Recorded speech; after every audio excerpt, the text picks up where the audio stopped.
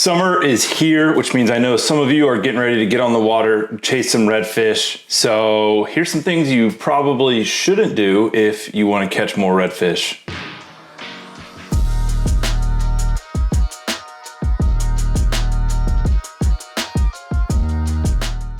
Summertime can hands down be one of the best times to go out and chase redfish. Between the early mornings, the late evenings, and lots of swimming when it's too hot to fish, makes for a great time. Plus, there's plenty of bait around, there's plenty of redfish around, plenty of really great opportunities.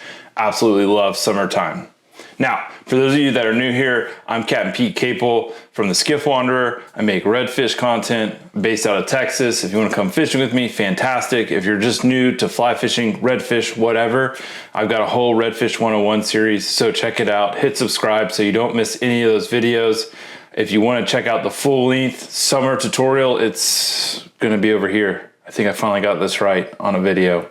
Probably not. All right, first mistake, you're fishing the same water all day. Look, the water temps are gonna change drastically throughout the day. Early morning, you're gonna have a lot cooler water temps. You can fish a lot shallower water. Middle of the day, those flats are gonna get hot. They're gonna get warmed up. Redfish are gonna move off of them. So you need to start focusing on deeper water, drop-offs, ledges, anywhere where there's access to deep water. That's gonna lead us straight into mistake number two. Mistake number two is ignoring the water temp. So even if you're up on a flat, you're seeing fish, but they're ignoring your fly, they're acting lethargic, good chances you should go stick your foot in the water. You'll notice it's probably a little warm, and that's why those fish aren't moving. Just like you or me, when we get hot, we just wanna lay around until we cool off. Redfish do the same thing. So if you're seeing fish up on a flat and they're not acting like hungry, happy redfish, chances are it's a good sign. Go find some in deeper water that are happier. Oddly enough, leads to mistake number three. Mistake number three is noticing mistake one, noticing mistake two, and then not changing spots. So if you are fishing noon and the water's warm and the fish are lethargic and you decide to keep fishing to them, yep, that's why you're not catching fish. So summertime is the only time of year where I really feel like you have to make a move around 10, 11 o'clock in the morning, maybe noon some days if it's cloudy and it stays cool. Summertime, you are going to have to change location, change tactics at some point during the day. It's part of fishing in the summer. Mistake number four, you're fishing too late. If you're at home in the summertime watching a beautiful sunrise from your porch, drinking a cup of coffee, you're missing out on great opportunities to chase redfish and to put them in the boat. This is the best time of year if you want those early morning sunrise sessions, late evening sessions, basically cooler temps in the morning, cooler temps in the evening, better redfish bite. Stop sleeping in during the summer. You can catch amazing naps in the air conditioning around 2 to 4 o'clock in the afternoon. The redfish aren't gonna be happy, and there's probably a pool and a margarita or a Modelo with your name on it. Number 5, overcomplicating, overthinking fly selection. At this time of year, we've got bait fish in the marsh, we've got shrimp in the marsh, we've got crabs in the marsh, lots of little baby, I've been seeing tons of baby crabs floating around, okay?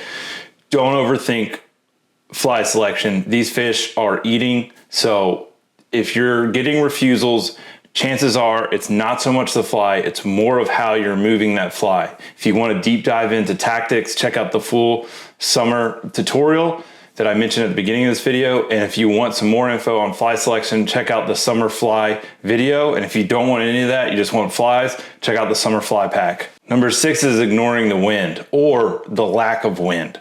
This is a big one if you're living in Texas. Now, places like South Carolina, even parts of Florida, have lots of tidal movement and the wind doesn't affect the flats as much. Here in Texas, we do not have a lot of tidal movement. So if you have very low wind days, there's no water movement, those fish are not gonna eat. They're gonna be really spooky. They're gonna see you from a mile away. It's so freaking difficult. So pay attention to what the wind is doing. And if it slacks off, it's not doing anything, it's a good idea to go and sit down in the water and relax for a minute. Hopefully this helps you avoid making these mistakes, gets you on the water, gets you catching more fish. If you got any other mistakes, tips, tricks, leave them down in the comments. I like to try to build these videos out where it's a great resource for anybody new to this sport. If you got any questions, comments, concerns, shoot me an email. Please don't DM me on Instagram. Instagram is very good at hiding DMs from me.